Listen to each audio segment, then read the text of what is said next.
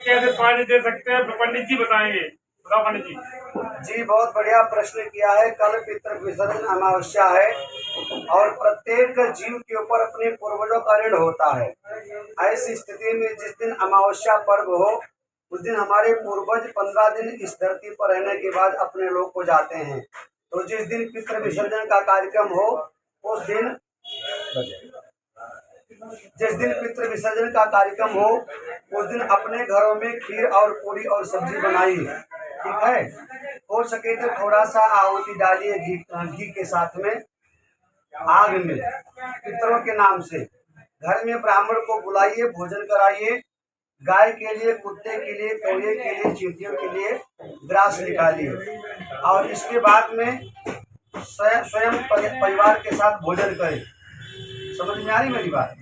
दोबारा आप सुनिए। जिस दिन पितृ विसर्जन अमावस्या हो उस दिन सबसे पहले पवित्रता से भोजन बनाइए, जिसमें खीर हो, पूरी हो और सब्जी हो सके थोड़ा खीर पूरी का अग्नि को आहुति दे दीजिए। इसके बाद में घर में ब्राह्मण को बुलाकर भोजन कराइए खीर पूरी सब्जी का। कुत्ते को, गाय को, चींटी को और कौवे को भोजन कराइए। फिर इसके बाद में कोई जो भोजन के लिए जरूरत हो उसके भोजन कराइए। संध्या काल के समय अपने घर के चौखट पर दीपक जलाइए और हो सके तो सफेद फूल वहां पर बिछाइए अपने पूर्वजों के लिए। और शाम को पूर्वजों को विदा कीजिए, उनको प्रणाम कीजिए और कहिए जो कुछ हमसे 15 दिन में पितृपक्ष से भूल चूक हुई होगी उसके लिए क्षमा करना। हमारे संपूर्ण परिवार और कुटुंब की रक्षा कीजिए। आने वाले समय में हम फले फूले ऐसा आशीर्वाद देकर के जाइए। जैसा पंडित जी कहता हूँ, जैसे बहुत पंडित जी हम पंडित को बुला लेते हैं जी। जो काले तिल वगैरह मंगाते हैं, सामान मंगाते हैं, वो क्या जंतर करवाते हैं, क्या करवाते हैं, करवानी चाहिए नहीं करवानी चाहिए बताओ।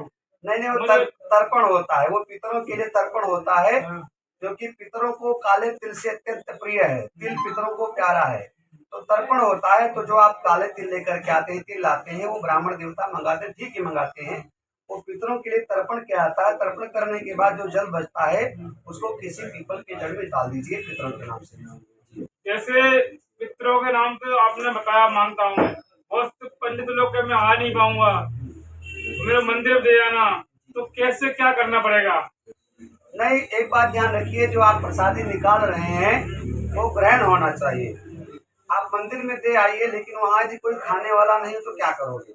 इसलिए जहाँ जरूरत हो उस ब्राह्मण को भोजन कराइए जिसको भूख लगी हो। ये नहीं कि आप मंदिर लेकर के आइए और मंदिर में क्या करेंगे। बहुत सारे लोग मंदिर में लेकर के आते हैं, वो क्या करेंगे, मंदिर वाले भी बेचारे इधर उधर कहीं कर देते हैं। तो ऐसे ब्राह्मण को बुलाइए जो आपके घर में आकर के वो आराम से आपके प्रसादी को स्वीकार करे। जी, मंदिर में देने से ज्यादा लाभ है कि घर में बुला करके किसी ब्राह्मण को आप भोजन कराइए। मंदिर में जाएंगे तो क्या पता कोई खाए ना खाए, ठीक है जी। घर में ब्राह्मण बुला के भोजन कराइए। तो वीडियो के माध्यम से पंडित जी ने ज्ञान दिया है, आपको समझ रहे हैं। जिसको पितरों का खाना खिलाना, पानी देना, कह देना, पंडित जी सारा कुछ बता दिया आपको।